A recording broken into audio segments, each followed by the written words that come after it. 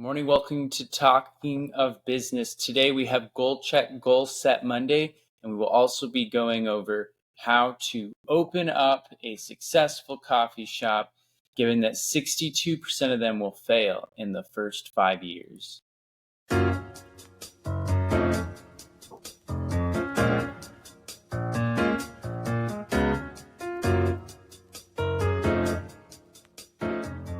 Alrighty, guys, welcome to the show. My name's Russell Disberger, the host of Talking of Business, and joined by me, my dad, Russell Disberger, co-host.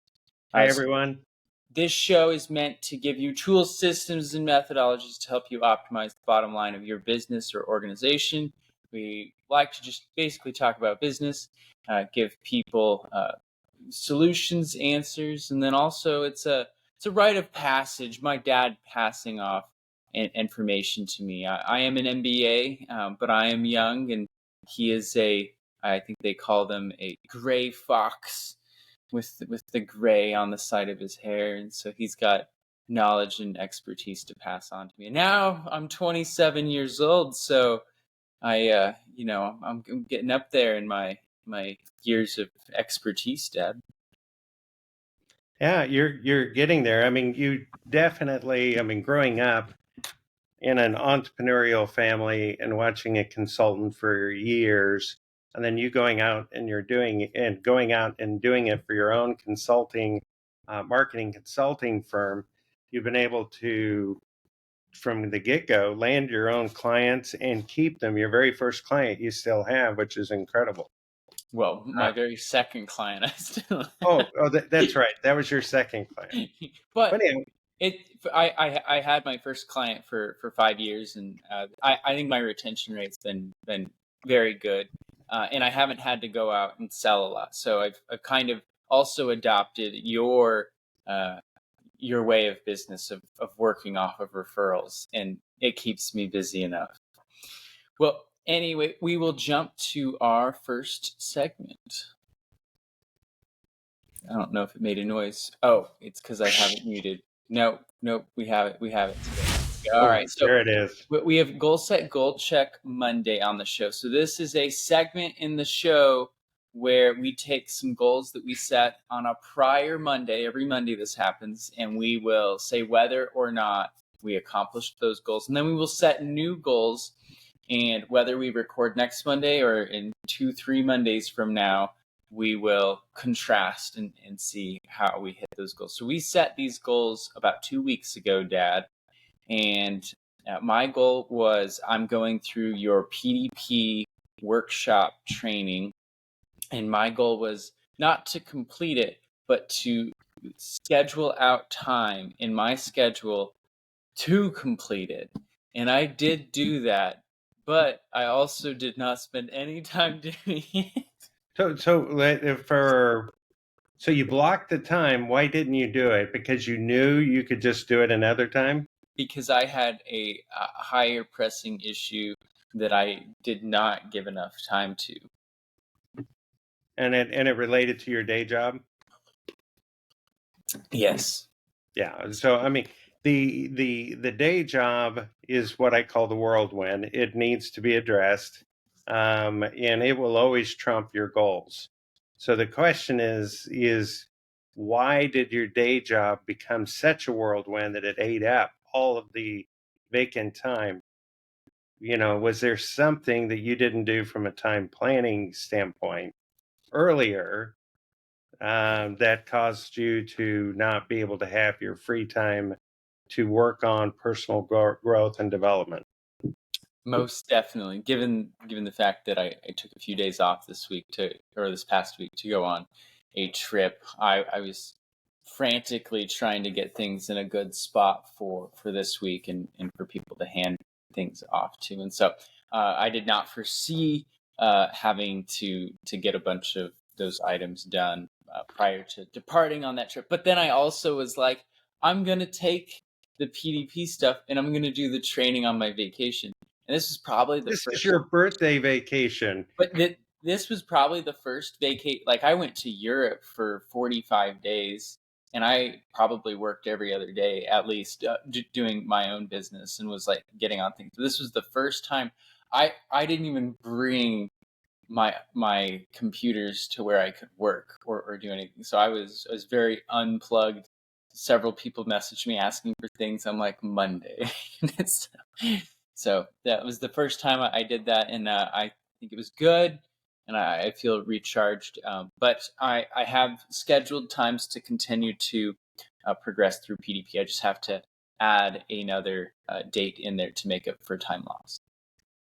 And mine was working with you on AI. And since you've been busy So you and gave me dealing a with, second goal. It's not fair. yeah, and really, it was dependent on you. It wasn't something on my own initiative. So I did continue to research. I can purchase off of the shelf artificial intelligence applications to allow me to adapt or create my own AI. The difference is I would pay them a monthly reoccurring fee every time, which would make sense if I was going to monetize and not give it away. But instead, what I would rather do is find you, Jordan, or somebody else that might be able to help me program my own, leveraging the existing AI that's out there and minimize my reoccurring cost. So I did, in a sense, pivot. I did find a solution, not happy with it. So I'm going to continue to look. Yeah, no, I think that's a cool piece of tech, and yeah, we'll definitely look into it. So let's set some goals for this next week, 2 weeks, however long until we do a Monday show again. So one of the things that you've been waiting to be completed for 7, 8 years is your website, and it's more or less complete, but it's not quite what you want, and you're paying extra cost for it. So I would like for my goal to be to not necessarily build the website, but I'm going to facilitate that effort with you. Find some person on Fiverr who will make you a one pager on WordPress, and then you and I can go in and refine it to what we want it to be. But we can let them spend their $8 an hour time on the nitty gritty setting it up, and then I'll correct it. So that'll be my goal for. That'd be great. And what is your goal, Dad? My goal is to basically, I want to automate some of my back end processes. And some of those could either be through Excel scripts or what have you. And you may be involved, and if you don't have time, I still need to come up with shortcuts. So basically, it's how do I do elements of my job faster, so I don't have to do it as much.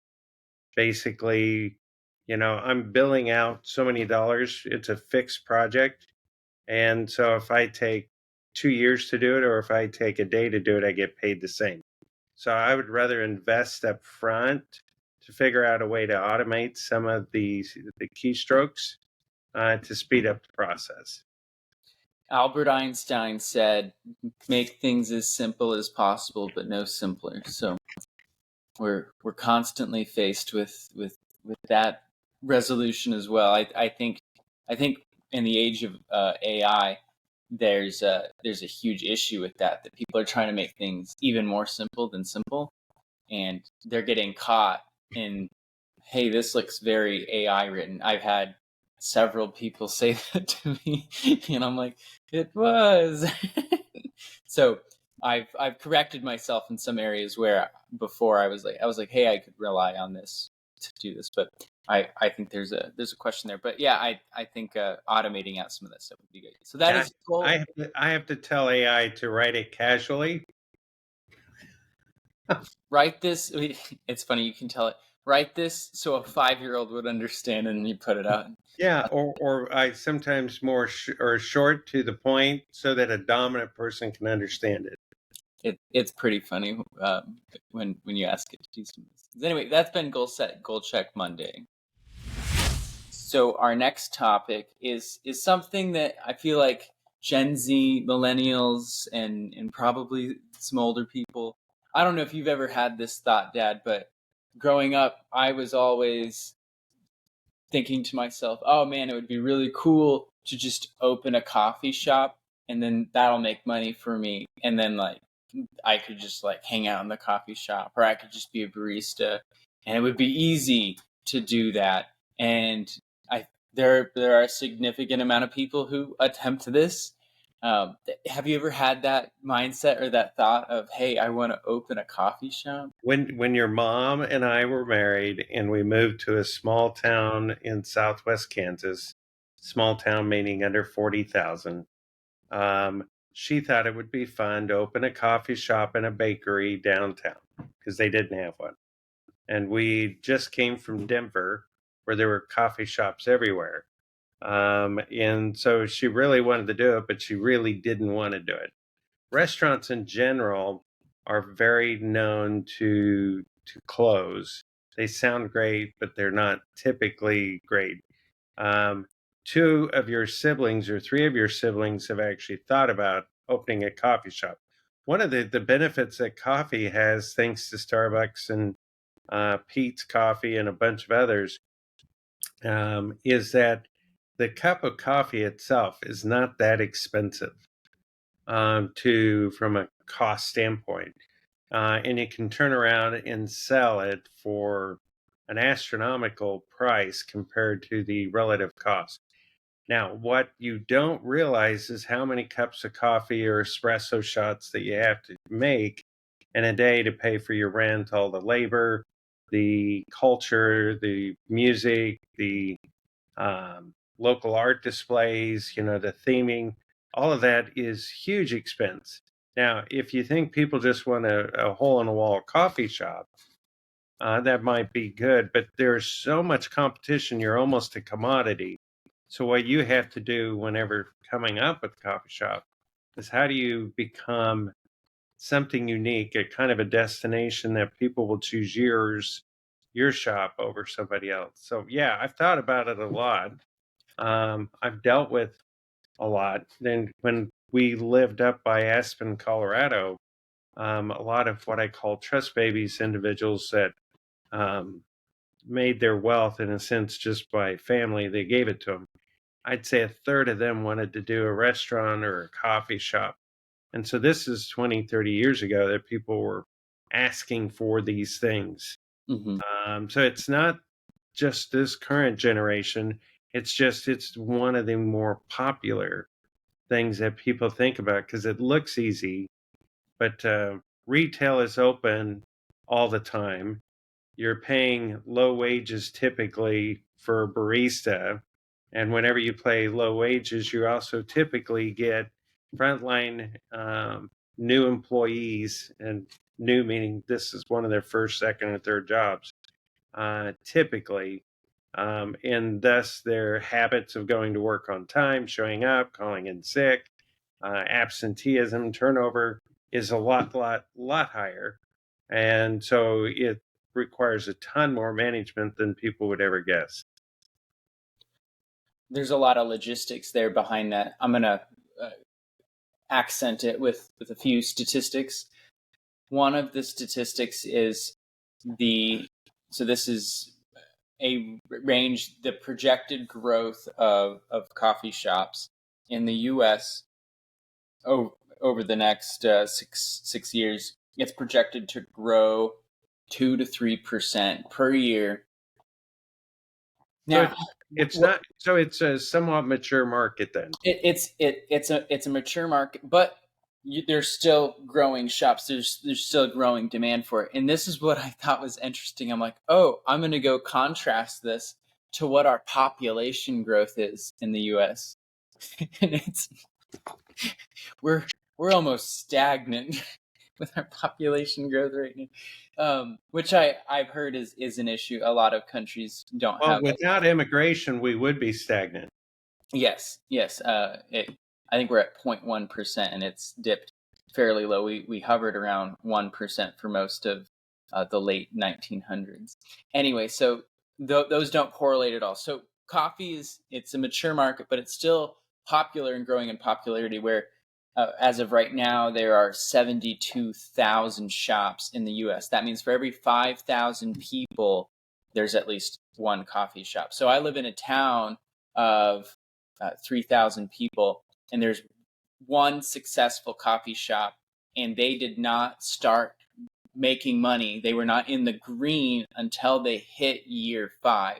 And year 5 is a very important year because for coffee shops, 62% of them will close within the first 5 years. 17% will close in the first year. And I wanted to contrast that to restaurants overall, which we've talked about before, and it's well known that that is a pretty fierce market, and a lot of those businesses will fail. 60% of those fail within the first year, restaurants, compared to coffee shops. The coffee shops are less risky. Right. You have lower expenses. You're not having to buy as many items, and your margins on the product, like you had stated, are a lot better. So you're able to kind of see it out a little bit longer. And then 80% of restaurants fail in the first 5 years. So still less risky opening up that coffee shop. But with greater risk comes greater reward, potentially. In this specific scenario, one thing that I want to note about coffee shops in general right now is that I've walked into some that are they're bad, and they don't charge that much for coffee. I've also walked into some that are bad and they charge a lot for coffee. Like to go get like a fancy latte or cappuccino these days, you'll go and you should expect to spend $7 or $8, even if it's not at Starbucks. There's this place up in Paris, Tennessee called Sweet Jordan's, and that's what we pay when we go there. $7 or $8 for a large latte. Yeah, it's all that sugar added in there. They charge a lot for it. So what I know, we talked about we've preached on processes and systems. If I'm wanting to open up a coffee shop, I think one of the most important things is looking at that competition. You live really near Manhattan, Kansas. That's where you do most of your business. That town has about 40,000 people in it. Is that right? It's closer to 55,000. With students, it's closer to 70. So by these statistics, and it could vary, maybe it's a very high demand area for coffee shops, but by these statistics, about 11 coffee shops could exist for supply and demand before you're trying to take away competitors' customers. And just off the top of my head, I think there are a lot more than 11 coffee shops in that town. And in Manhattan, I know of a number. Some started as a part of a church. Some start because someone has a good idea. I mean, there's a few of them that are really good. Yeah. And their location is stellar for college students. But when the college students aren't there, their business is almost nil. So they have to come up with a strategy to set themselves out. Yeah. So in a market like that, where one, you're in a very mature industry, but then in a place like Manhattan, Kansas, if you want to go open a coffee shop there, you're going to be facing fierce competition, and you're going to have to figure out a way to stand out and really take those customers away from somewhere else and be different. I know, like the downtown strip, or the downtown college strip, Aggieville. I know there were 2 coffee shops that opened up right next to each other, and there wasn't a whole lot different with the 2 of them. I don't even know if the new one's still around or not, but I know one of them serves food, and they're a bistro, so they're a little bit different. They're more of a restaurant. But I think looking at that demand that is going to exist in your market is huge. One other thing that you had suggested to my younger brother, Jacob, who was interested in doing this, was don't go and pay for rent and a whole area if you if you think your niche is going to be the way that you make coffee and how unique it is, one of the ideas proposed was he could have a food truck, Either a food truck or even a cart. or a pop-up stand that he could Right. take to a farmer's market, kind of do a proof of concept there, kind of feel out this itch that he has rather than taking a large risk. Given that only 17 will fail in the first year, 17%. Yeah. this 17% of them will fail in the first year. That doesn't mean that the rest are making money. That just means they haven't failed. Right. I mean, one of the things that most coffee shops do is they don't roast their own beans. They buy them and then just roast, or then they process or they use them. So adding a roastery so that you have a strong smell of coffee, in and around the area, typically will draw a lot of people to it. But Not you're right. But you have to come up with a kind of a unique brand, even if it's a pop up, a food truck. You got to pop. You got to really stand out, so that people are like, well, that sounds different.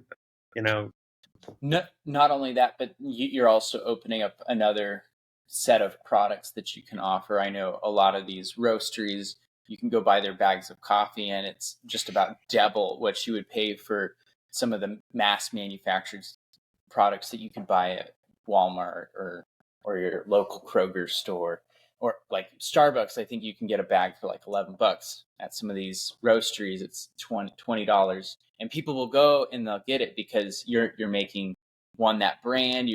They like to support local, and then I think often it is more fresh and tastes better.